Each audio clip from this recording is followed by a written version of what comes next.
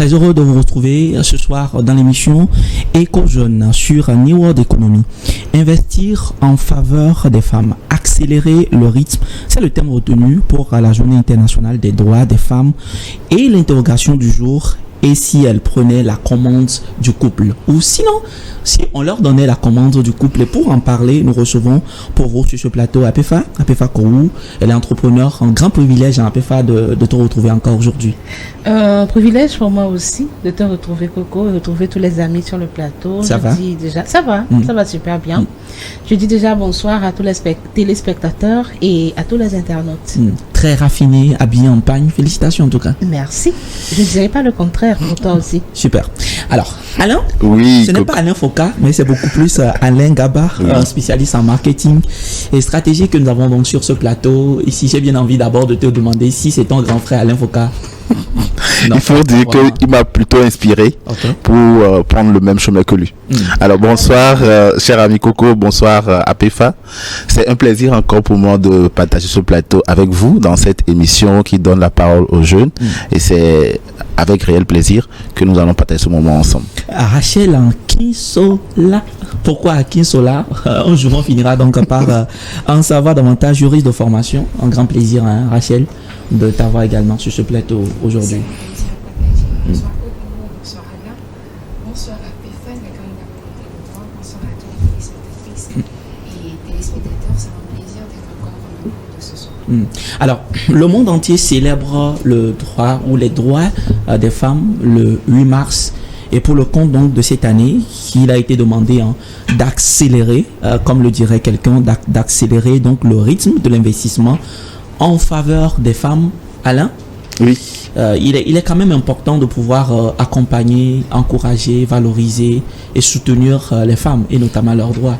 Oui, ça c'est aujourd'hui, c'est quand même une bonne guerre qui doit être faite.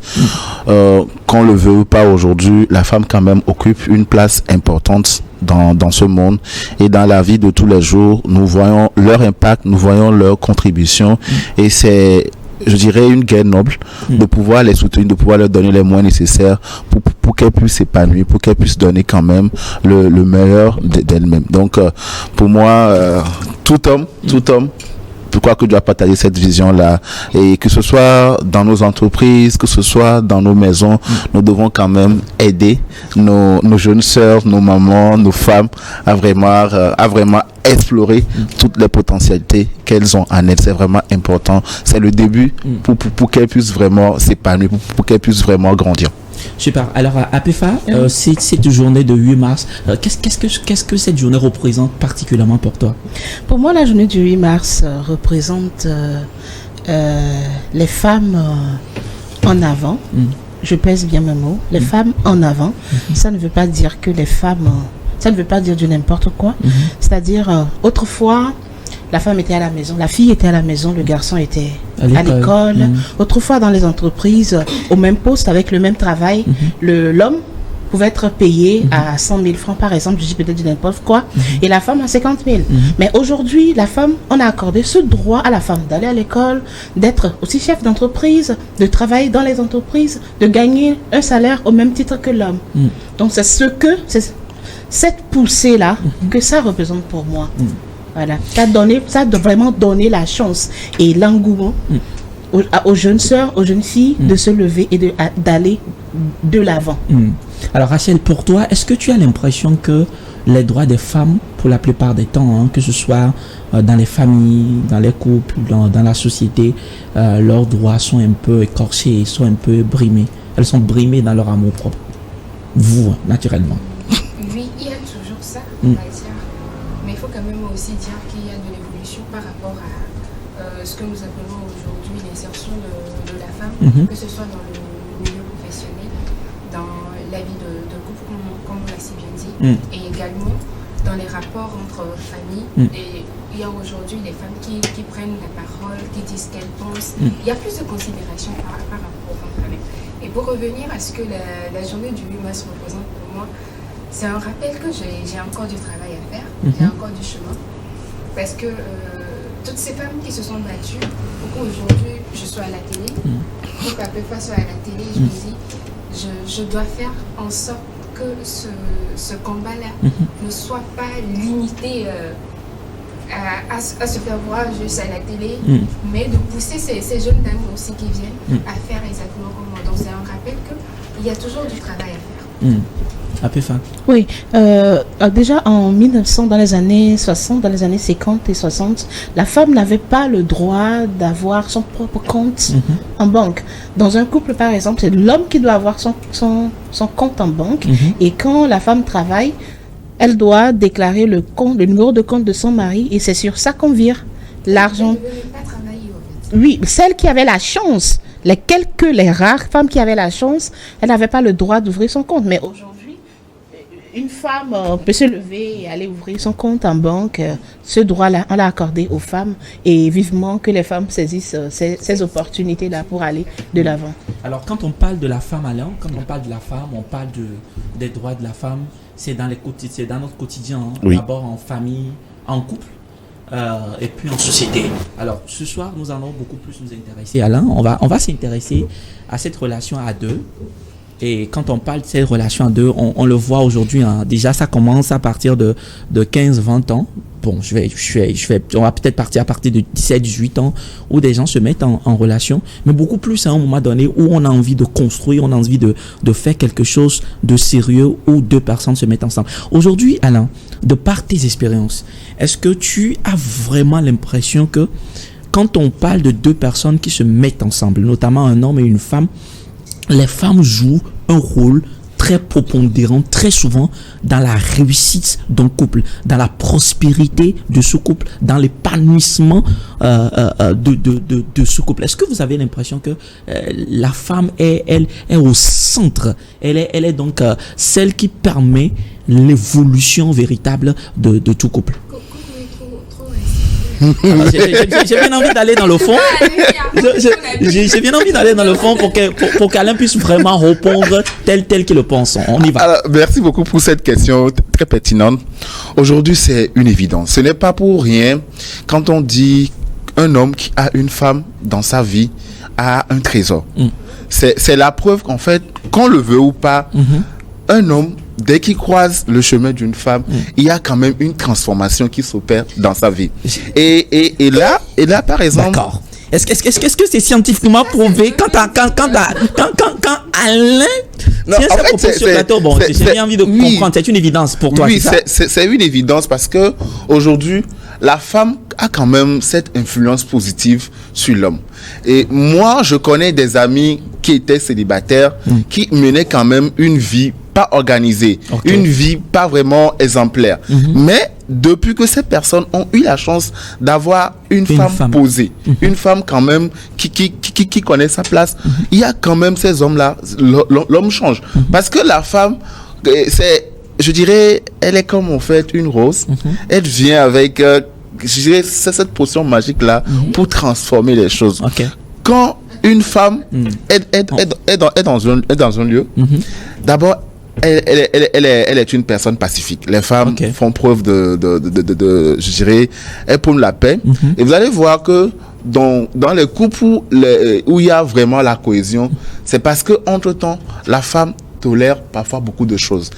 Quand l'homme essaie d'hausser le ton, la femme, même si elle a raison, j'en sais quelque chose, hein. Voilà, même si elle a raison, elle prend le temps quand même de se calmer, de laisser l'homme s'exprimer, et après elle revient, tu sais chérie, l'autre fois tu avais raison, bien, pour toi tu avais tort, mais en fait voilà, pour cette raison je me tais tu pour qu'il y ait la paix. Donc aujourd'hui dans les couples, les femmes jouent énormément pour la réussite de chaque couple. Elles savent apporter de leur expertise, elles savent apporter de leur personnalité, et c'est ce qui fait la réussite de beaucoup de couples aujourd'hui. Donc c'est clair qu'aujourd'hui on vous l'accorde, les femmes. Quand on croise vos chemins, il y a pas question, le changement est net et nous apprécions cela. Super, merci. Alors, je crois que le gars il est en train de faire des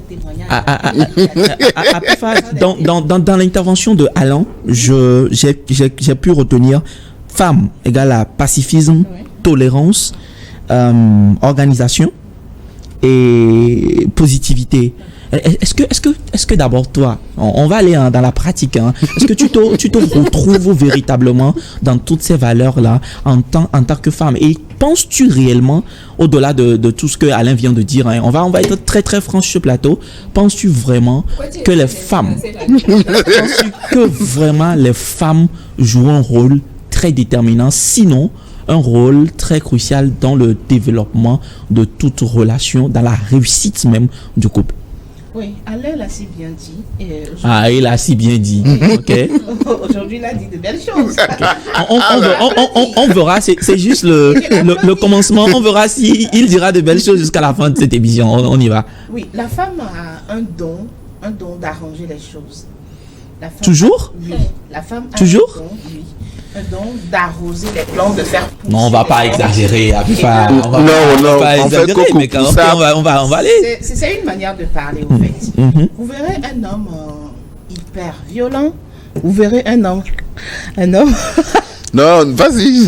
Vous verrez un homme qui faisait des choses. La va-vite, impatient Et qui croise une femme et que tout change.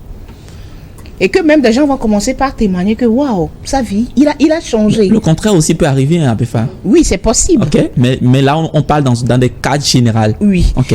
Parce que les femmes ont généralement le don d'adoucir les choses, de rendre les choses tendres. Quand il y a problème quelque part, pas que devant un problème, pas qu'elle n'est pas énervée, pas qu'elle n'a pas son mot à dire, mais elle me disait que quand je vais commencer par parler en ce instant, ça va enflammer les choses. Vous allez voir que celle-là, elle va se taire, elle va peut-être se retirer, et il y a certaines qui s'adonnent aux larmes, elle va verser des larmes pour se vider, et puis après, on aura à régler ce problème. Tout à fait.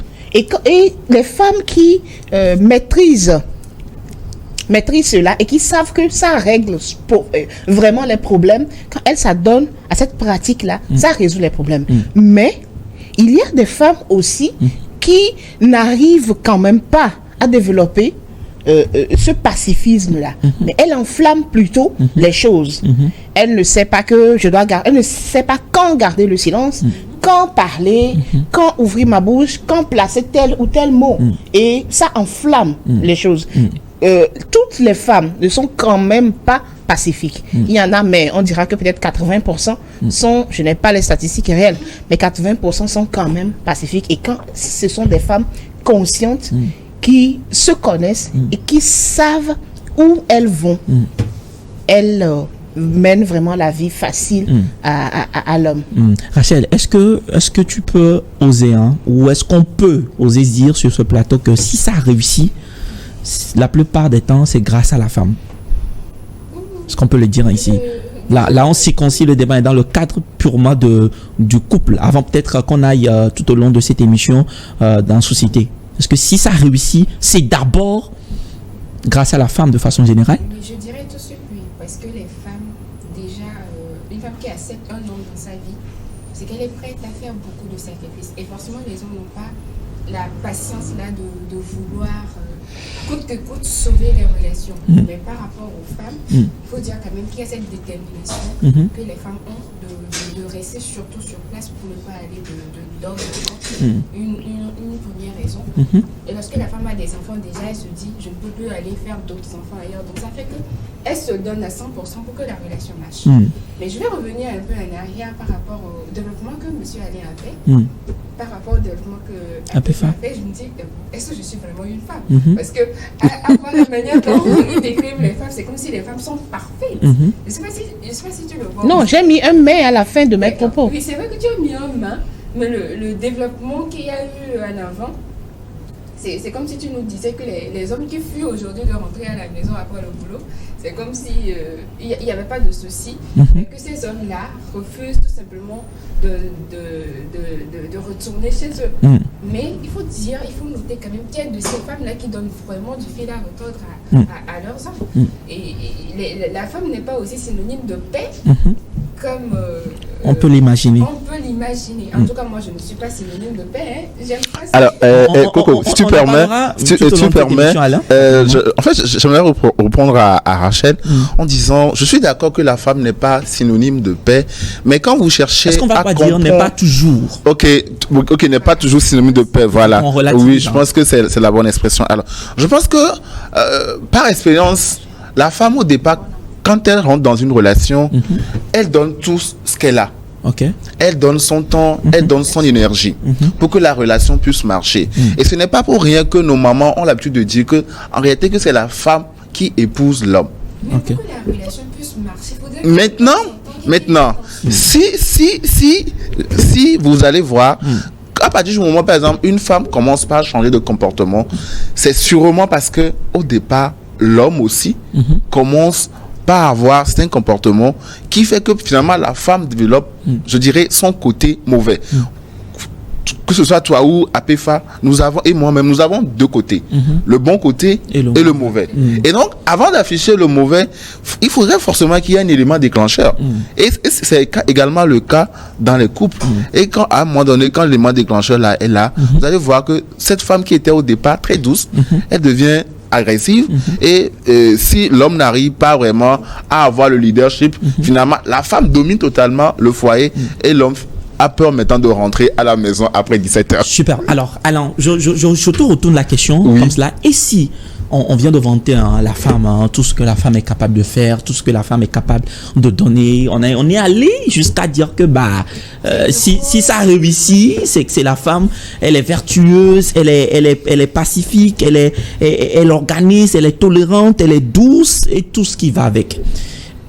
Avec toutes ces qualités, avec toutes ces compétences, si on peut le dire ainsi, et si les femmes prenaient la commande du couple, c'est-à-dire que si l'homme peut accepter, laisser le devant à la femme de prendre le devant du couple, est-ce que le couple ne réussira pas davantage? Ou bien penses-tu que la plupart du temps, ça serait beaucoup plus chaotique? Je vais peut-être là choquer, décevoir nos téléspectateurs et téléspectatrices. C'est vrai, on reconnaît ton intérêt en jeu, c'est ça. on va y aller, allons-y. On reconnaît les qualités de nos femmes. Mais aujourd'hui, qu'on le veut ou pas, c'est pas parce que les femmes sont exceptionnelles qu'on doit leur laisser tout. L'homme a quand même besoin d'avoir cette autorité-là dans la maison. L'homme a besoin. Oui. Je pèse. Un mot que je retiens. Oui. Parce que besoin. Oui. C'est nécessaire pour le bon fonctionnement du couple et de l'éducation des enfants. C'est vraiment important. Et moi, c'est vrai, les femmes sont ce qu'elles sont, elles ont toutes les qualités qu'il faut. Mais pour moi, aujourd'hui, il est quand même important qu'à la maison, on puisse faire la part des choses. Mais Alain, je te coupe pas. Hein. Oui. Je te coupe pas, mais souffre que je glisse une autre question. Oui. On voit aujourd'hui généralement dans certains couples, c'est le leadership, c'est la femme. C'est la femme qui fait pratiquement tout à un moment donné. Et j'ai l'impression aussi que ça réussit. J'ai pas fait je n'ai pas une analyse, mais j'ai l'impression, comme je viens de le dire, que ça réussit. Oui, ça réussit, mais allez voir à quel prix. Okay. Peut-être que derrière, si vous fouillez, c'est l'homme est finalement frustré, il a l'impression de ne pas être considéré assez. Et dans ces couples, dans ces situations, quand c'est comme ça, vous allez voir que finalement, les enfants sont impactés parce que les enfants n'ont plus du respect pour le père. Parce que la maman démontre tout le temps comme en fait c'est elle qui fait tout, c'est elle qui apporte de l'argent et la considération qu'on devait donner au père de famille, cette considération n'est plus. Donc à un moment donné, moi je profite de l'occasion pour appeler les hommes à jouer leur rôle de père de famille. Parce que c'est là que ça commence. À partir du moment où vous avez un homme qui démissionne de ses responsabilités, c'est quand même normal que la femme, dans son rôle régalien, si je peux le dire ainsi, prenne le lead pour dire je ne vais pas accepter que mes enfants manquent de quoi se nourrir, je ne vais pas accepter que mes enfants soient renvoyés à l'école. Et c'est dans ça là maintenant, elle se plie à quatre pour que la famille ne manque de rien. Donc au départ, ce sont les hommes, en fait ces hommes là qui entraînent cette situation et démissionnent face à leurs responsabilités. Donc à partir du moment où les hommes assument leurs responsabilités, je ne pense pas que il y aurait quand même ce problème là où les femmes doivent être laissées à tout supporter. Ça, c'est ma position. Super. Alors, Apéfa, est-ce que tu as l'impression que c'est quand même aussi une question de culture, une question d'environnement? Parce que quand on prend un peu, hein, on va en Occident et tout ce qui va avec, on peut voir des femmes naturellement prendre le lead sans aucun problème. Et ça marche également. Pourquoi, quand j'entends Alain parler tout de suite, il a dit c'est quand même un besoin pour l'homme d'être au devant et la femme, peu importe ce qu'elle a à apporter, elle reste derrière. C'est ce que tu en dis. Derrière, non. Mais en fait, quand même, on doit quand même sentir qu'il y a quand même l'homme dans la maison. Bon, qui est au devant? En fait, pour moi, ou les deux marchent, les deux avancent de pair. Il n'y a pas de lead. Pour moi, ce n'est pas alors, être devant ou être derrière qui pose problème.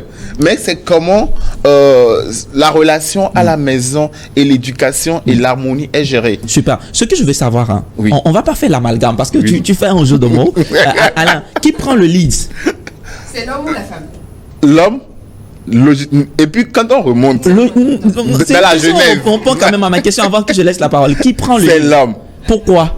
Parce que l'homme, depuis toujours, quand nous remontons dans la Bible, ce n'est pas pour rien. Ça sort, hein? Ce n'est pas pour rien que Dieu a mis l'homme devant avant de mettre la femme. Super. Apéfa? Mais il a remarqué tout de suite que... Rachel, sauf que la parole te sera donnée hein, dans quelques minutes. Apéfa? Oui. Oui, la question tout naturellement est je à crois toi. que c'est la devise des hommes africains, que c'est l'homme qui doit prendre le lead de la maison ou bien du couple. Si aujourd'hui il y a des mères célibataires, beaucoup de mères célibataires, que leurs enfants ont évolué, qui ont réussi. Aujourd'hui, quand je dis des mères célibataires, pas forcément qui ont divorcé de leur mari, mais des papas qui sont morts, excusez-moi, qui sont morts et qui ont laissé la femme seule avec peut-être 5 ou 6 enfants. Mais ces femmes ont tout fait pour que leurs enfants arrivent là-haut. Mais là, le papa est mort, le papa est décédé. Oui, le papa est décédé, mais cette femme, elle a joué et le rôle du papa et le rôle de la maman. Et oui, mais Apéfa, Alain, s'il te plaît, on t'a laissé aller au bout de tes propos, mais tu nous laisseras parler aussi, s'il te plaît. Vous voyez, dans une maison, par exemple, vous savez, la femme a un don que l'homme n'a pas. Est-ce que ça n'est pas trop dire, en fait? Oui, excusez-moi si c'est trop dire aussi, mais c'est la réalité. La femme a ce don-là de pouvoir tout faire en même temps. Et que l'homme n'a pas. Est-ce qu'on oublie? C'est ce qu'on oublie. Allons-y. Et on va souffrir d'écouter. Alain tenait ses propos, il a dit que chaque homme doit être responsable, c'est-à-dire apporter de quoi manger à la maison, envoyer ses enfants à l'école, bien sûr. Il ne suffit pas de payer la scolarité des enfants. Il ne suffit pas d'apporter des sacs de riz et de maïs ou quoi que ce soit à la maison. Je crois qu'il y a quelque chose que les hommes n'arrivent pas à faire aussi, c'est le suivi. Est-ce que tel enfant là, qu'est-ce qu'il aime manger, qu'est-ce qu'il fait, non. Et tel enfant, quel est son problème? Est-ce qu'il a un problème en mathématiques? Est-ce qu'il a un problème en contrôle de leçons? Les hommes ne savent plus ça. Mais la femme est capable de pouvoir tourner la patte sur le feu, de pouvoir mettre un autre enfant au dos, de pouvoir gérer son téléphone, peut-être son téléphone professionnellement, de pouvoir gérer tout ça là à la fois. Mais elle gère tout ça là à la sortie du boulot à 18h. Vous voyez un peu? Elle peut gérer en même temps trois enfants qui sont à l'école, un qui n'est pas à l'école, et gérer son boulot, gérer la maison, gérer la nourriture, les couches, la cuisine, l'eau et tout en même temps. Mais il ne suffit pas d'apporter de l'argent à la maison à la fin du mois. Il suffit de savoir, il faut savoir aussi si l'argent qu'on apporte à la fin du mois pour acheter de l'eau, pour acheter des céréales, pour acheter du lait, pourra couvrir tout. Mais les femmes ont cette habileté-là de gérer, quel que soit ce que l'homme apporte à la maison, la femme pourra gérer jusqu'à ce que le mois s'achève. C'est ce que l'homme ne pourra pas faire. Et les hommes qui ont compris ceci ont laissé leur femme prendre le devant de la maison. Ça ne veut pas dire que la femme inculque à ses enfants que non, c'est moi qui fais ci, c'est moi qui fais ça. Est-ce que ce n'est pas dangereux quelque part? Non, ce n'est pas dangereux. Un papa est toujours un papa. Et la femme qui est consciente et qui respecte son mari, quelle que soit la position qu'on lui donne dans le couple, elle sait que le mari a sa position de mari. La preuve, aujourd'hui, quand on Au va moins, à me l'état rejoins civil... quelque part. Non, je ne rejoins pas. Oui, Quand on va à l'état parce que là, en fait, ce que je disais, c'est Alain, que... s'il te plaît. Alain, s'il te plaît. Avant qu'on va à l'état civil, on dit l'époux et l'épouse. Aujourd'hui, quand on va à l'état civil, on ne parle plus d'époux et d'épouse, mais on parle des époux. Ça veut dire que quelque part, on a reconnu ce don de la femme aussi d'être, quand je vais dire maintenant, égal à l'homme, je ne veux pas causer de problème. D'accord. Ça veut dire qu'on a reconnu que la femme aussi a ce don-là, cette capacité de gérer les choses. Et d'ailleurs, plus que les hommes.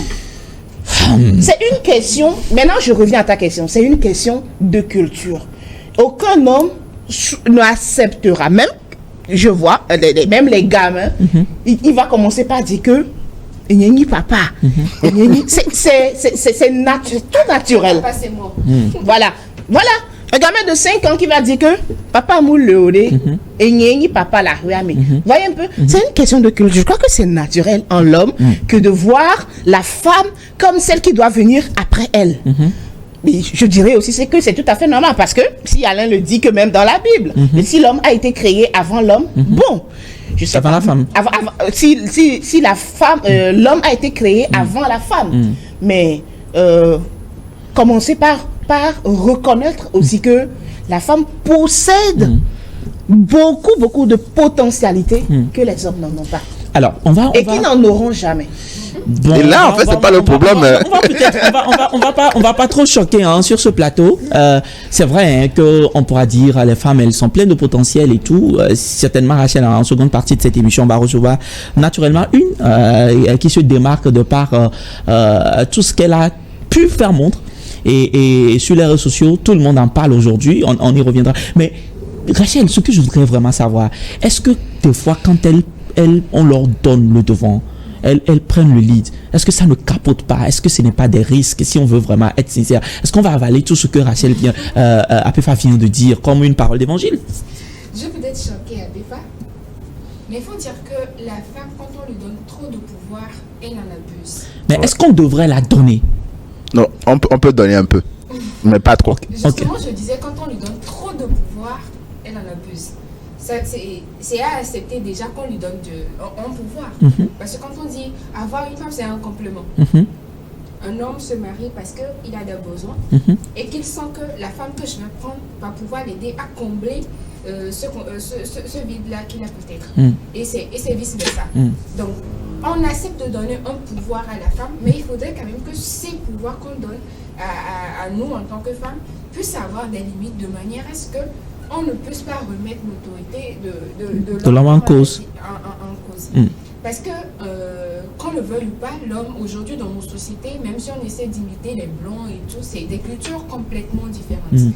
Et même si dans nos foyers, on essaie de faire la différence, cette culture continué de régner autour de nous. Et c'est pour cela que même dans un foyer où on donne plein pouvoir à la femme, il y a ces enfants qui vont chaque fois rappeler à la femme que, ouais, après le père, c'est lui le petit homme de la maison, comme Apéfa venait de le dire en fait. Oui, pour diriger en couple, moi je vais dire qu'il faut toujours que l'homme donne la place à la femme. Et en même temps que la femme aussi puisse donner la place d'homme à son mari. Ok. Et au vu de tout le monde, que ce soit les deux qui décident. Ça, c'est la meilleure. Il ne faudrait pas qu'une se sente lésée par rapport à l'autre. Que l'homme ne se sente pas lésé, que la femme prend trop le devant des choses et que la femme aussi ne se sente pas trop lésée parce que l'homme est en train de prendre le devant des choses. On peut dire devant une situation, par exemple, un mari qui dit « Veuillez voir avec ma femme et la femme qui dit « Veuillez voir avec mon mari ». Ça veut dire que les deux se complètent d'une manière ou d'une autre. Et quand on vient au devant des gens, que ce que les deux vont dire, personne ne vient à contredire. Même si tu n'es pas d'accord sur le coup, arriver à la maison, vous pouvez en parler, mais devant les gens, faudrait quand même, ou bien devant les enfants surtout, faudrait qu'on sache que vous êtes unis. Et c'est cette unité-là qui fait l'avancement du couple. Et c'est ce qu'on devrait apprendre aussi à nos enfants. En même temps, pour qu'ils sachent que la vie de couple, c'est pas quelqu'un, c'est pas une seule personne qui décide, c'est pas seulement l'homme qui décide, mais l'homme et la femme qui décident pour l'évolution du couple. Super. Alors, en quelque part, est-ce qu'on peut dire que très souvent, sans le savoir, on étouffe les potentialités des femmes, tout ce qu'elles ont en termes de capacité, tout ça là, que ce soit la société dans la société, au travers des faits et gestes, ou encore en couple, souvent les femmes, de par tout ce qu'elles ont à donner, elles sont étouffées, on leur cède pas la place, on leur permet pas de pouvoir donner le meilleur d'elles-mêmes, au point où à un moment donné, et elles sont fragiles, elles ne savent quoi faire, et des fois, elles meurent étouffées. Ou bien seulement, simplement, qu'on essaie juste de leur mettre à leur place. Allez, sois à l'aise. Pour être sincère, Oui. je reconnais qu'aujourd'hui, nous étouffons énormément les femmes. Que ce soit Quoi faisons? parce que, Quel soulagement. vous savez, dans nos cultures, et ça c'est vraiment important, je remercie Rachel pour son intervention tout à l'heure, c'est un problème de culture d'abord. Il faudrait qu'on arrive à faire comprendre dès le bas âge que la femme peut faire ce que l'homme peut faire. Okay. La femme fait. Peu, c'est comme si tu étais encore en arrière. On peut souffrir, on peut souffrir. Non, mais il faudrait que Alain comprenne en même temps. Je parle d'éducation. Ok. C'est pour ça que j'utilise le truc là, pouvoir. Non, la femme fait ce que les hommes font. Je serais plus d'accord Allez, avec... allons-y. Je te concède cela. La femme fait. Voilà, merci. Ok, la femme fait ce que l'homme peut faire. Alors, et aujourd'hui, dans nos sociétés, qu'on le veut ou pas, il y a quand même des cultures qui sont très, je dirais, très, très centrées sur l'autorité de l'homme. Je ne veux pas dire que l'homme a besoin de l'autorité. Mais dans d'autres cultures, c'est tellement poussé encore que la femme n'a même pas de marge pour essayer quoi que ce soit. Ça, c'est le premier point.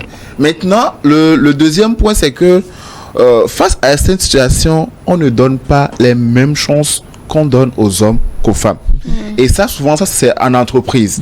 Il y a des postes que la femme, par exemple, est quand même qualifiée pour occuper, mais on se dit, si elle passe à ce poste-là, il y aura des jours, quand il y aura des réunions importantes, elle va dire, je vais rentrer pour cuisiner pour mon homme. Mari, Ou des moments où elle va être en congé de maternité, tout ça là, et mine de rien, les entreprises créent des facteurs qui limitent en fait la progression des femmes. Alors que parfois, c'est elles quand même qui donnent le meilleur. Leur performance est quand même excellente, mais juste pour ces préjugés-là, on n'arrive pas vraiment à leur donner des opportunités pour pouvoir avancer. Et ça c'est le premier point que je concède. Maintenant, là où j'aimerais nuancer mon intervention, c'est que aujourd'hui, avec, je dirais, toutes les batailles qui se font pour pouvoir faire progresser les femmes, il y a quand même d'autres femmes qui ne veulent pas avancer. Il faut avoir le courage. Je suis d'accord. Il faut avoir le courage de le dire. Je suis 100% d'accord avec toi. Il y a quand même aujourd'hui des postes où on dit il faut avoir... vous allez voir en bas des offres, les candidatures féminines sont vivement encouragées. Allez voir combien de femmes qui postulent à la fin. Et donc aujourd'hui, il faudrait quand même que nos jeunes sœurs puissent comprendre que le monde est en train de leur donner une opportunité à saisir. qu'elle doit saisir. Elles doivent vraiment s'apprêter pour pouvoir saisir ces opportunités pour se développer. Il faudrait qu'elles-mêmes puissent d'abord quitter les préjugés. Parce que je crois que au fur et à mesure que le monde cherchait à leur faire croire qu'elles étaient incapables de faire telle chose, elles aussi, elles en sont arrivées à la conclusion que je suis incapable de pouvoir faire cela, et elles restent dans leur coin et laissant en fait le soin. Et font moins d'efforts. Exactement, elles font moins d'efforts pour pouvoir s'affirmer. Donc, il faudrait que dans chaque côté, nous puissions quand même, à travers des émissions comme ça, en parler pour que les choses puissent quand même changer. Super. Alors, avant que je ne prenne je voudrais la parole. ajouter quelque chose à ce que Alain vient de dire. Quand on parle en introduction de cette émission, tu as parlé des droits de la femme qui est le 8 mars passé. Ça veut dire qu'on a accordé des droits aux femmes, mais souvent que des femmes n'ont... Il y a des femmes qui n'ont pas voulu saisir ces droits-là. Pourquoi? Parce que je connais aujourd'hui beaucoup de filles qui sont devenues des femmes au foyer, qui ont eu un enfant, qu'elles ont fréquenté, elles sont allées à l'école, elles ont eu la licence, elles ont eu leur BTS, elles ont eu le bac et plein de diplômes, et elles se sont mariées. Elles ont eu un enfant et elles sont restées à la maison. Elles ont résumé leur vie. Elles ont résumé leur vie à gérer la vie de foyer, mon enfant, ma vie de foyer, mon mari, je dois faire manger à mon mari, je dois faire ça. Et elles sont restées à la cuisine, elles sont restées là. Mais en vrai, c'est le choix de chacun. Faire un enfant ne doit pas arrêter une femme à aller de l'avant. Se marier ne devrait normalement pas arrêter une femme à aller de l'avant. Le foyer, aujourd'hui, n'est pas comme un sommet. C'est comme aujourd'hui porter la bague, faire la dot, faire le mariage à l'état civil, faire le mariage à l'église, c'est fini. C'est le high level qu'elles se sont fixées. C'est comme si leur vie a atteint, la vie a atteint son sommet, son top. Elles sont arrivées au top de leur vie. Elles ne réfléchissent plus au-delà. Elles ne savent plus qu'elle peut entreprendre. Elles ne savent plus que même avec les enfants, même ayant 2 enfants, même étant enceinte, elle peut prendre des cours en ligne, elle peut continuer ses cours, elle peut s'inscrire en cours du soir et développer encore des connaissances et des potentialités pour aller de l'avant. Elles sont restées à l'étape de la cuisine. Aujourd'hui, dans cette émission, moi, je lance cet appel à ces filles-là, à ces jeunes dames qui sont restées dans leur foyer et à sortir de leur coquille et d'apprendre, de saisir encore des opportunités. Et j'envoie aussi ce message à ces hommes qui disent que moi, ma femme est faite pour rester à la maison. Ma femme ne doit pas travailler, ma femme doit gérer mes enfants doivent être bien gérés. Moi, je vais lui donner un salaire. Moi, je dois lui donner un salaire. Mais quand tu lui donnes un salaire, 10 ans, 15 ans après, elle n'a pas appris à faire quelque chose. Et que pour mériter le salaire que tu lui donnes. Oui, elle n'a pas appris de ses mains à faire quelque chose. J'ai travaillé pour l'héritage de mes enfants. C'est des familles qui basculent. Après la disparition du papa, ces enfants-là vont commencer par souffrir. Parce que maman ne sait rien faire. Maman n'a pas un diplôme. Et à cet âge-là même, elle ne pourra plus postuler pour avoir un poste. Elle ne pourra même plus faire quelque chose et gagner de l'argent. Et ces familles-là, elle est là, elle est naïve, elle est là dans son foyer. Et c'est les gens qui viendront s'accaparer de tout l'héritage de son mari. On la chasse et elle revient à l'étape 0 avec ses enfants pour faire souffrir les enfants. Mais des enfants qui... nous allons voir les élèves ou bien des gens qui émergent aujourd'hui, ils vont témoigner que leurs mamans ont joué un grand rôle dans leur éducation, financièrement, moralement et dans le domaine scolaire. Super. Elles ont joué un très grand rôle. On a vu des femmes qui n'ont pas été à l'école, qui ne sont pas instruites parce que elles ont dépassé cette étape-là de je ne veux pas rester par terre, qu'elles ont tourné les cahiers de leçons de leurs enfants à l'envers. Mais qui dit, mais récite-moi la leçon. Alors qu'elle ne connaît, elle ne sait pas lire. Elle ne sait pas lire. Elle ne sait pas lire. Récite-moi la leçon. L'enfant, pour lui, sa maman, elle s'amuse à tenir son cahier à l'envers. C'est quelques années plus tard que l'enfant s'est rendu compte qu'au fait, ma maman ne sait pas dans quel sens tenir mais cette femme-là, elle avait une manière d'éduquer ses enfants. Il faut que nous, les filles, les femmes, aujourd'hui, nous ayons cette manière-là de sortir et d'aller de l'avant. Super. Alors Rachel, nous sommes pratiquement à la fin de cette première partie de l'émission. Oui. Et ma dernière question pour toi, en même temps, on voit en pleine circulation ou pas, par exemple, si c'est une femme qui conduit et à moindre erreur, tout le monde, les hommes commencent par dire non, non, elle est pour moi. Non, non, elle est pour moi. Tout de suite, on dit non, non, elle est pour moi. Non, non, elle est pour moi. Vous n'êtes quand même quoi. Et puis derrière, tu vas dire que nous soudons que pour moi. Nous soudons que pour moi. Elle est pour moi. Nous soudons que pour moi. Et donc, quel serait donc ton mot, et ce sera en même temps ton mot de fin, et ta caméra est là, tu vas t'adresser à la société et beaucoup plus à nos Z-man que nous rencontrons très souvent en société par rapport à leur perception de la femme, et également un mot à l'endroit de nous, naturellement de nous, de tous les hommes qui nous écoutent dans cette émission. Je vais dans un premier temps dire aux Z-man d'arrêter. Arrêtez d'emmerder les femmes au volant. Arrêtez d'emmerder les femmes qui sont sur leur moto tranquillement. C'est vrai que moi-même j'entends ça chaque fois et je sais pas si c'est pas réflexe. Des fois que la personne devant moi essaie de rouler ou bascule dans tous les sens, je dis forcément que c'est une femme. Je me dis aussi que c'est une femme. Tellement que j'ai l'habitude de l'entendre, c'est devenu un réflexe aussi pour moi de dire dans la circulation, non, nous le moi, mais allô. Mais il faudrait qu'on arrête et qu'on encourage vraiment les femmes à prendre le devant, à prendre le volant, à rouler. Parce que ça encourage quand même d'être dans la rue. Hein. Il y a vraiment des gens qui conduisent de manière... Je ne sais pas, c'est comme si la rue les appartenait. Mais essayons d'accompagner ces dames-là qui prennent l'initiative de sortir, de prendre la moto, de prendre le volant et d'aller à leur travail. Et par rapport à nous, en tant que jeunes dames, hommes influents, qui ont quand même leur mot à dire par rapport à cette question de remettre toujours les femmes en arrière, faudrait qu'on les aide à comprendre que la femme aujourd'hui, c'est une entité importante et qu'on le veuille ou pas, la femme, dans tout ce qu'elle essaie de faire, elle le fait bien. Super. Une femme au volant, elle roule posément, même si elle ne va pas aussi vite que vous le souhaitez, elle roule quand même posément. Il y a des cas d'accident, vous en remarquerez moins que ce soit des femmes qui en soient la cause, bien évidemment. Donc, essayons d'accompagner les femmes dans cette lutte-là pour aller de l'avant.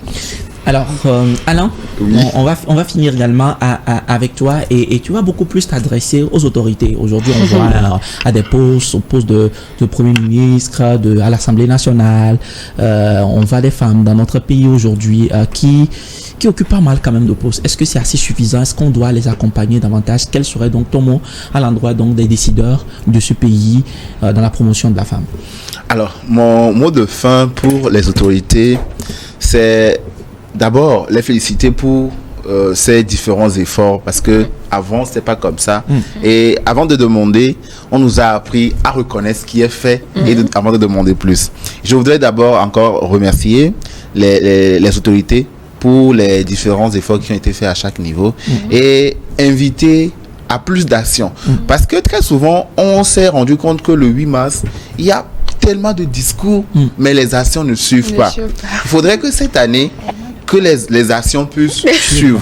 Il faudrait également que ces organisations-là qui disent qu'elles luttent pour les femmes puissent vraiment avoir des actions, faire des actions concrètes.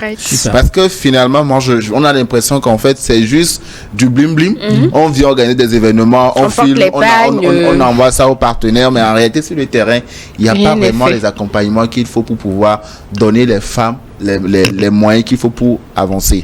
Moi, aujourd'hui, par expérience, je travaille dans un milieu où il y a plus de femmes et je peux vous dire à quel point l'impact de la femme est significatif. Les femmes aujourd'hui, elles ont une meilleure gestion de chaque situation.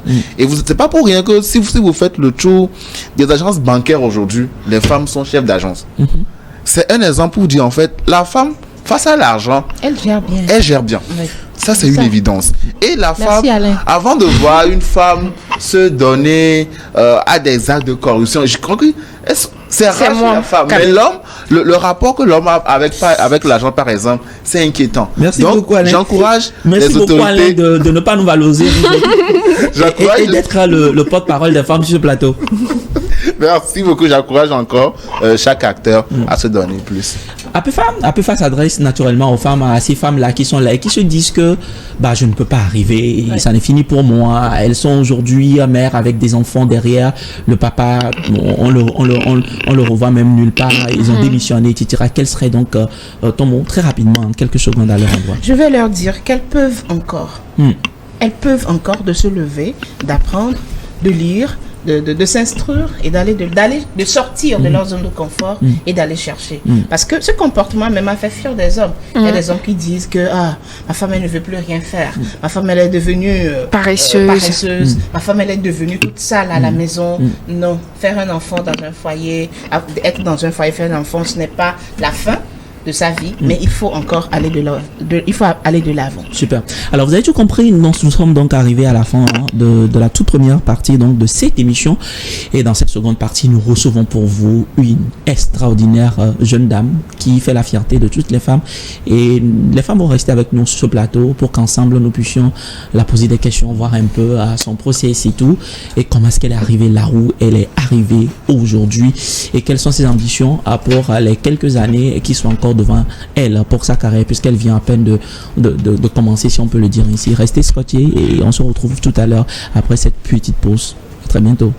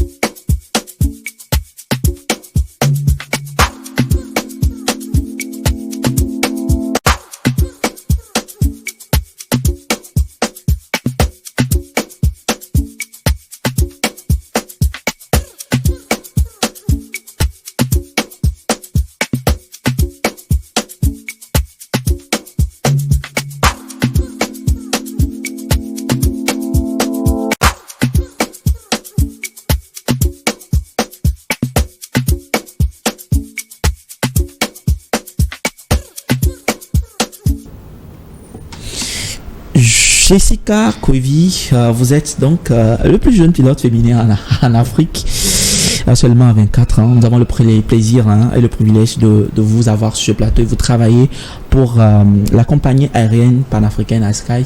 Merci d'être avec nous sur ce plateau. Merci à vous de m'avoir invité. Ça va déjà? Oui, ça va. Un peu stressé, mais ça va. Non, ça va aller.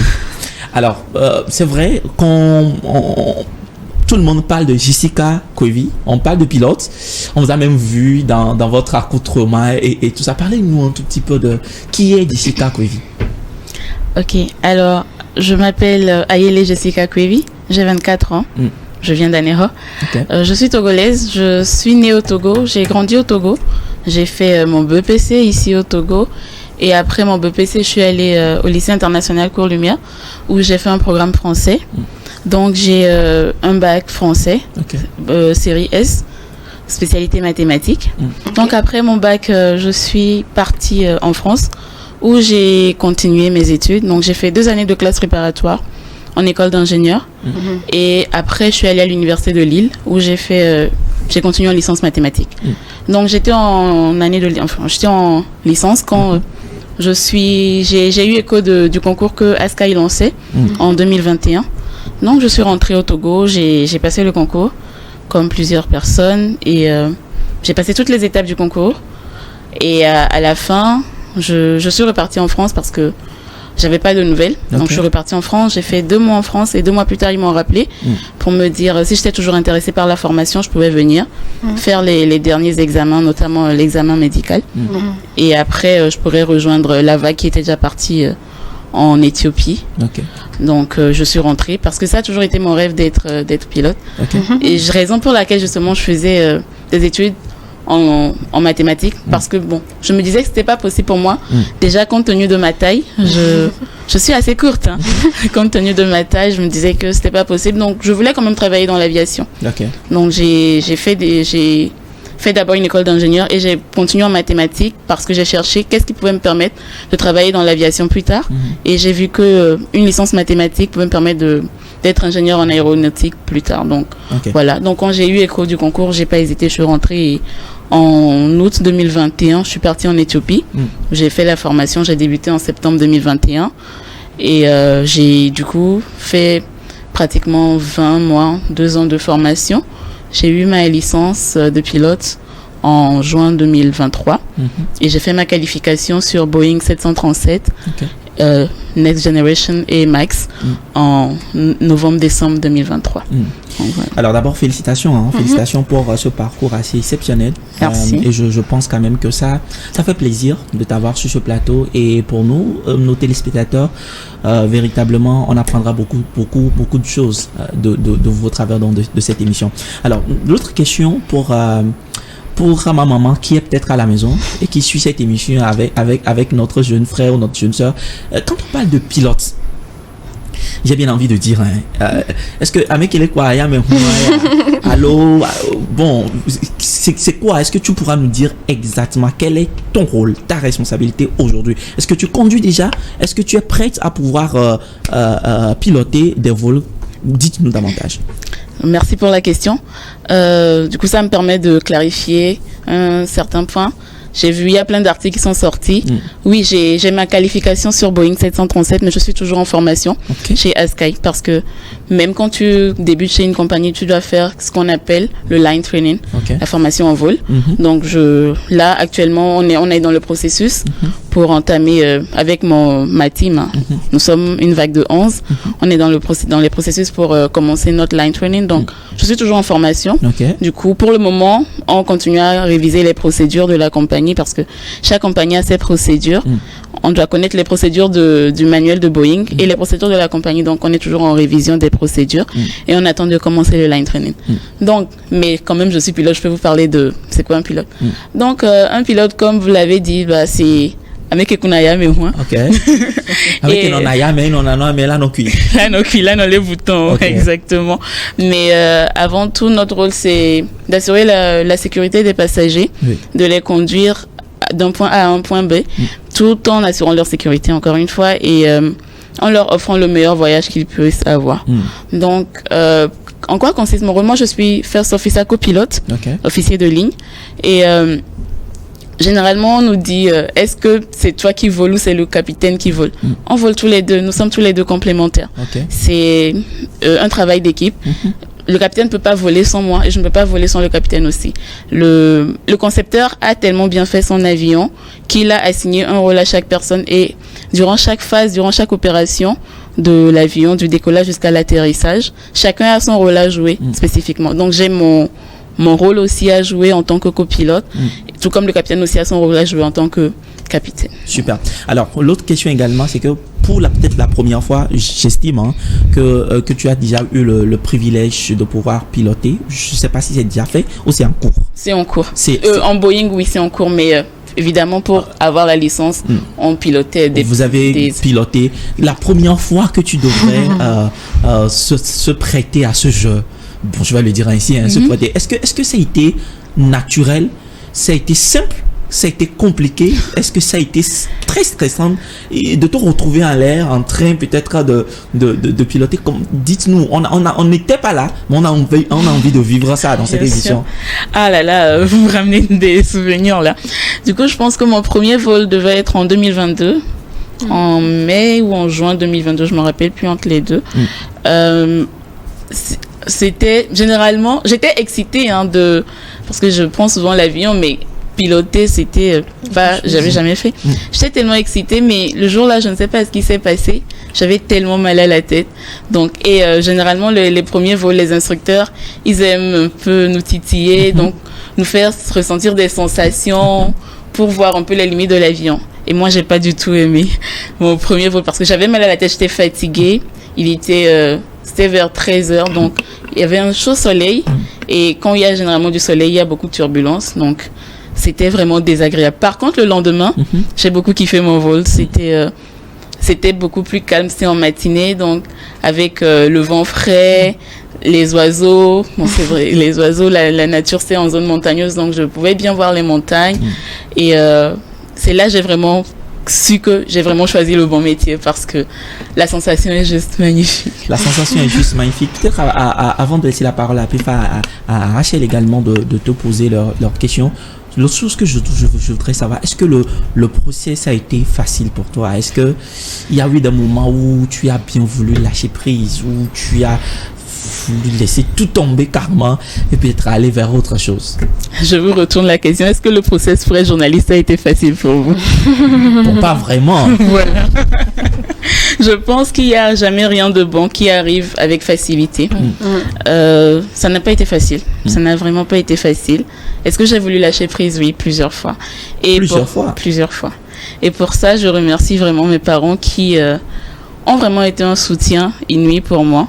Je profite de cette caméra pour encore réitérer mes remerciements. Merci papa, merci maman. Comme j'ai l'habitude de le dire, j'ai déjà ma première difficulté a été de déjà quitter la France pour revenir en Afrique. Parce que c'est un pays où tu vis quand même. J'y vivais depuis 4 ans déjà. J'avais mes habitudes. Donc, laisser ce confort, en guillemets. J'ai dit ça, quelqu'un m'a dit, le confort dans l'argent de papa. Oui, certes, dans l'argent de papa, mais c'était mon confort. Donc, c'était ça ma première difficulté.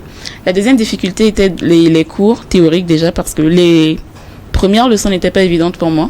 Parce que c'était des cours totalement en anglais. Et même si j'avais un bon niveau en anglais, j'avais jamais fait de cours totalement en anglais. Et pour déjà essayer de comprendre ce que le prof disait. Et ça va vite, c'est une formation qui va très vite, qui est assez intense, où vous finissez les cours, vous commencez un cours, tant que vous ne le finissez pas, il n'y a pas un autre prof qui vient. Donc vous vous retrouvez avec un prof pendant 5 jours, de 8h à 17h, et le lendemain, vous faites l'examen sur le cours que vous avez. Donc c'était assez intense, et essayer d'assimiler des cours totalement en anglais n'était pas évident pour moi. Mais après, je me suis habituée et ça allait. Donc, pour vous dire, les premiers cours, franchement, pour les valider, c'était compliqué. C'est comme, mais juste après, ça allait. Et la troisième difficulté que je peux énumérer, c'est quand j'ai commencé mes vols. C'est vrai, je vous ai dit tout à l'heure que mon deuxième vol s'est tellement bien passé que j'ai su que j'avais choisi le bon métier. Mais ça n'a pas été comme ça jusqu'à la fin. On a des trucs qu'on appelle des vols solo, où le professeur doit te lâcher pour aller en solo. Et tu reviens, enfin, tu prends toi seul l'avion, tu décolles et tu atterris. Mais avant qu'on ne puisse te lâcher pour ton vol solo, il faut que tu montres au professeur que tu peux vraiment atterrir tout seul. Et moi, j'avais des problèmes d'atterrissage par manque de confiance en moi, déjà, par peur du sol et j'arrivais pas à atterrir. Et j'avais des problèmes d'atterrissage. C'est qu'il y a même fallu l'académie. Il ne voulait plus continuer la formation avec moi. Il voulait que j'arrête. Ah bon? Ouais. Il voulait que j'arrête. Ça a été vraiment une période très, très horrible. Il voulait que j'arrête. Et mais au début, j'étais là, ok, donnez-moi une chance. Mais après, je me suis dit, enfin, voilà, je voulais abandonner, mais je suis l'aînée d'une famille, déjà de mon père, je suis l'aînée, mais de la grande famille aussi, des cousins, cousines, je suis l'aînée aussi, que ce soit côté papa et maman. Donc, j'ai vu tout ce que je laissais, enfin, tout ce que mes parents ont déjà sacrifié pour m'offrir ces études et tout ce monde qui s'attendait à moi, je ne pouvais pas abandonner, je ne pouvais pas, à quelques pas de la réussite, entre guillemets, je ne pouvais pas me permettre d'abandonner, donc c'était vraiment des nuits de prières, de supplications. J'imagine. Ah, franchement. Et surtout, je remercie encore une fois mon père et Askai qui m'a soutenue, mon père qui avait confiance en moi, qui est venu à l'académie, qui a dit laissez une chance à ma fille, elle va le faire. Et même moi, j'ai pu déjà voir que mes parents me soutenaient. Ça m'a redonné confiance. Exactement. Ça m'a redonné confiance, ça m'a encouragée et j'ai dit à l'académie, franchement, faites-moi confiance, donnez-moi une deuxième chance et vous verrez que je vais le faire.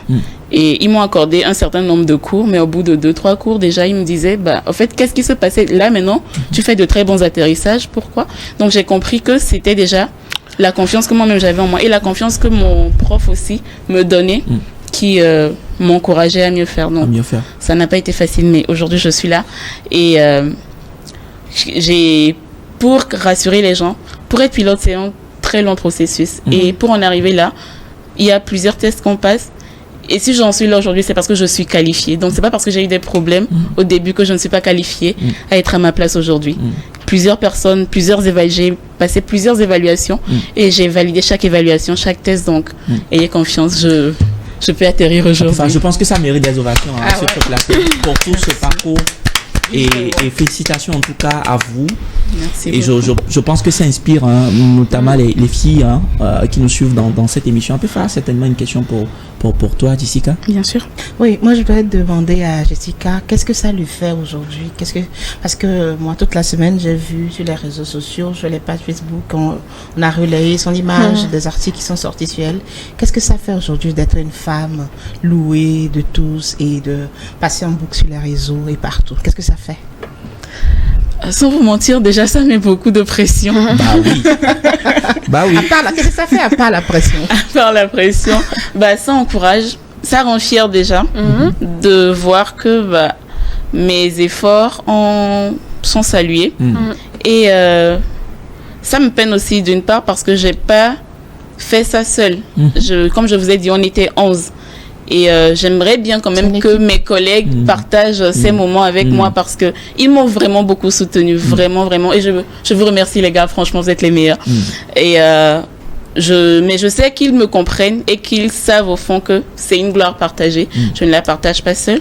Mais au même moment, comme je vous ai dit, ça m'encourage à me donner encore plus, à rester au top de moi-même déjà et à montrer cet exemple que j'essaie de montrer déjà à ces jeunes femmes, à ces jeunes hommes aussi, pour leur dire que oui, c'est pas facile, mais tu peux y arriver. Et au bout de l'effort se trouve le réconfort. Et même que peut-être la gloire viendra à la fin, quoi. Donc, ça motive, ça encourage encore plus et ça rend fier. Et Coco, permets-moi, j'ai une deuxième question. Aujourd'hui, vous êtes encore très jeune, vous n'avez peut-être pas encore engagé, mais dites-moi, est-ce que lorsque vous serez femme... Pilote. Non, la femme d'un homme, une épouse, une mère. Est-ce que vous continuerez encore cette aventure avec Bravo comme vous le faites aujourd'hui? Bien sûr. Bien sûr, pour moi, c'est deux choses distinctes mais liées. Je suis une femme. Je suis une femme qui fait un métier, mais je suis une femme aussi qui a sa famille. Enfin, je me mets dans le contexte où j'ai ma famille. Je suis une femme qui fait mon métier, mais je suis une femme qui a ma famille aussi, qui a mes enfants, qui a mon mari. Donc, certes, je me battrai toujours pour mes droits, je me battrai pour ce qui me revient. Et bien sûr, pour moi, la femme doit travailler, mais ne doit pas aussi oublier son côté femme. Et pour moi, ça s'arrête devant la porte.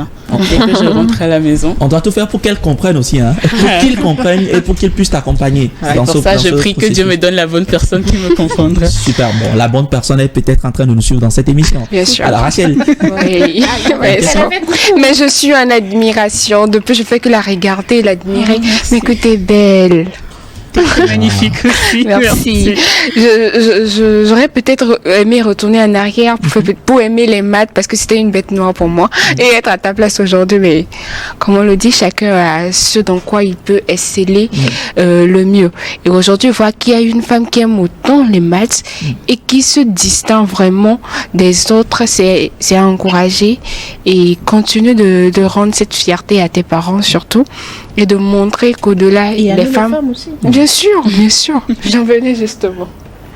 Donc, merci pour cet apport que tu mets encore par rapport aux femmes. Et continue la lutte. On compte tous sur toi et on te soutient.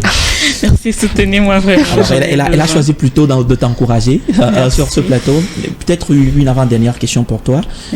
Aujourd'hui, pour les 5 ans, sinon les 10 ans à venir, quelles sont les ambitions? Est-ce qu'il y a des ambitions et est-ce qu'il y a une vision derrière? Oui, bien sûr. Déjà, mon rêve premier, c'est de ne pas me voir seule en tant que femme pilote togolaise. Et je remercie Dieu parce qu'il y a déjà une autre qui a fini sa formation. C'est ma grande sœur d'ailleurs. Coucou. Wow. Et pas ma grande sœur, voilà, oui, mais sûr, ma grande sœur de cœur. Donc, je lui fais un coucou. Et j'ai l'habitude de dire, je veux voir une armée de femmes pilotes togolaises autour de moi, au fait. Vivement. Et vivement, vraiment. Et pour ce faire, bien sûr, il faut des aides parce que être pilote, c'est un métier. Même moi, quand j'étais petite, j'ai toujours voulu être pilote, mais moi, j'ai eu la grâce. J'ai mon oncle qui est pilote. Donc, j'avais déjà cet exemple dans la famille qui montrait que oui. Mais il y a plein de personnes qui ne voient pas vraiment la manifestation de leur rêve, qui se disent, OK, je veux être pilote, mais c'est un rêve d'enfance, je ne peux pas le réaliser. Exactement. Je veux véritablement mettre en place une structure, je ne sais pas encore sous quelle forme, mais qui pourra déjà encourager ces femmes, ces hommes qui veulent faire des métiers insolites, entre guillemets, parce que moi, je me rappelle, je voulais travailler à la NASA, je voulais être aérospatiale, et mon prof de physique au collège m'a dit, mais tu rêves trop, c'est pas possible, mais je veux montrer à ces femmes que non. Aujourd'hui, à défaut d'aller dans l'espace, je vais dans l'atmosphère. Mais je veux montrer à ces femmes que oui, tu peux travailler à la NASA, tu peux être, je ne sais pas moi, pilote, tu peux être, peu importe le métier insolite que les hommes disent, c'est pas insolite pour toi, tant que c'est ton rêve, c'est dans ton cœur. Donc je vais avoir cette structure pour déjà les encourager et les mettre en relation, en contact avec des personnes qui font déjà ce métier, même s'il n'y a pas ça au Togo, essayer de faire venir ces personnes pour qu'ils puissent leur montrer que oui, c'est possible de manifester cela. Et moi, j'ai eu la chance, j'ai bénéficié d'une bourse en cours de ma formation qui a permis à mon père de compléter mes frais de scolarité. C'est vrai que aujourd'hui sur les réseaux, je vois plein de personnes disent, elle vient d'une famille aisée, c'est pour ça, elle a pu le faire. Pas forcément. Je sais ce que mon père a sacrifié pour que j'en sois là. Et comme j'ai dit, c'était tellement difficile que j'ai dû avoir une bourse même pour compléter les frais. Donc, j'aimerais quand même aussi avoir les accompagner financièrement grâce à l'aide de plusieurs personnes qui voudront bien m'aider pour qu'elles puissent, ces femmes et ces hommes aussi, pour qu'ils puissent réaliser leur rêve. Donc, c'est vraiment mon rêve premier d'ici 5-10 ans, quoi. Super. Mais j'ai pas envie de tarder aussi à le faire. Donc, je prie vraiment pour que je puisse le faire plus tard. Alors, certainement un mot à l'endroit des autorités ou à l'endroit des parents, encore une fois, de tous ceux qui ont pu nous soutenir, on va le dire ainsi, et jusqu'à ce que vous puissiez arriver à ce moment. Je crois que c'est également le moment de les saluer au passage. Bien sûr. Alors, mes premiers remerciements vont à l'encontre de son Excellence, Monsieur le Président de la République, son Excellence Faure-Eswazim Nanyasingbe, ainsi qu'à son gouvernement pour ces opportunités qu'il donne aux jeunes d'aujourd'hui de pouvoir s'épanouir, de faire vraiment ce qu'ils veulent au Togo. Et je vois vraiment une jeunesse togolaise qui est en train de prendre conscience, qui est en train de se lever, et je les remercie vraiment. Mes deuxièmes remerciements vont à l'encontre de Monsieur Djondo, Gervais Djondo, le fondateur d'Askai, parce que sans ASKY, je n'en serais peut-être pas là. Peut-être que j'aurais d'autres moyens, mais c'est quand même grâce à ASKY que j'en suis ici aujourd'hui. Et je remercie vraiment M. Djando pour cette initiative qu'il a eue de faire cet honneur au Togo, pour mettre en place cette compagnie. Et je remercie aussi tout le management d'ASKY, la direction d'ASKY. Merci à eux tous parce que chacun sait comment il m'a soutenu. Je les remercie vraiment. Je remercie aussi mes profs d'Éthiopie aussi qui m'ont vraiment encouragé, qui ont eu confiance en moi. Et bien sûr, je remercie encore une fois mes parents, mon frère, ma soeur, ma famille, tout le monde. Et vraiment aux autorités qui m'écoutent et à toutes ces personnes bienveillantes qui m'écoutent et aux parents aussi. N'hésitez pas à encourager les rêves de vos enfants. Moi, mes parents m'ont vraiment encouragé, m'ont vraiment soutenu. Ils ont cru en moi. Ils n'ont pas dit. Surtout les filles, oui, surtout les filles. C'est quand même dommage, mais ça reste une réalité où certains parents n'aiment pas encourager les grandes études de leurs filles. Mais c'est vraiment le moment, et j'en suis l'exemple, de voir comment mes parents m'ont soutenu. Je pense que les parents doivent continuer à accompagner leurs enfants, à ne pas dire que non, ça va nous coûter trop cher. Ok, il y aura peut-être d'autres moyens de subvenir à ces besoins, mais que les parents croient en leurs enfants. Et je pense qu'avec cette confiance des parents envers les enfants prennent plus confiance en eux et se donnent plus pour leur faire plaisir. Et à ces jeunes filles, à ces jeunes hommes qui veulent faire ce parcours, peut-être pas être pilote, mais qui veulent faire de grandes études, qui ont de grands rêves, je pense qu'avec détermination, vous pouvez vraiment accomplir tout ce que vous voulez. Donc, croyez en vous, croyez vraiment en vous, travaillez dur parce que, comme je l'ai dit, au bout de l'effort se trouve le réconfort. Et bien, et évidemment, vous aurez la victoire à la fin. Super. Merci. Alors, à peu près, Rachel, on va finir cette émission aujourd'hui avec une couleur spéciale. Jessica, on va te surprendre un tout petit peu. On connaît Jessica en tant que, ou bien plusieurs ont découvert Jessica sur les réseaux sociaux, on peut le dire ici, en tant qu'aujourd'hui l'unique ou bien une dame exceptionnelle, le plus jeune pilote féminin en Afrique. En 2024. En 2024. Ouais. Mais on te découvre sur ce plateau ce soir autrement. On va te faire quelque chose peut-être dont tu n'as pas l'habitude pour finir cette émission. Peut-être un slam, une poésie ou un chant. Tu choisis un. Je ne peux pas mettre une carte joker. Non. Fallait me prévenir. C'est la particularité de cette émission. Ok. Je vais chanter alors. On écoute, c'est sûr, cette mélodie qu'on va finir cette émission rapidement. On l'écoute piloter la chanson. Exactement. On y va, Jessica. Ok. La chanson qui me vient en tête, c'est une chanson pour remercier Dieu. Ok. D'accord. Excusez ma voix, je ne sais pas chanter. On y va. On s'essaye. Neme donku nusiwo nyema uonamla akpeko madane neme donku nusiwo nyema uonamla akpeko madane. Alors vous avez tout compris, Jessica Kwevi n'est pas que pilote, comme vous pouvez le voir, elle sait également chanter. Et on vient de découvrir ça sur ce plateau. Merci quand même d'être passé chez nous. Merci à Péfa, merci Rachel, merci donc à Alain qui a fait le gentleman aujourd'hui, de céder donc sa place à Rachel. Merci donc à toute l'équipe derrière cette émission. Certainement la semaine prochaine en même heure nous reviendrons toujours pour continuer par vous inspirer. Appelez-moi Coco, on se retrouve la semaine prochaine sur New Worlds Economy pour continuer par vous inspirer. Au revoir.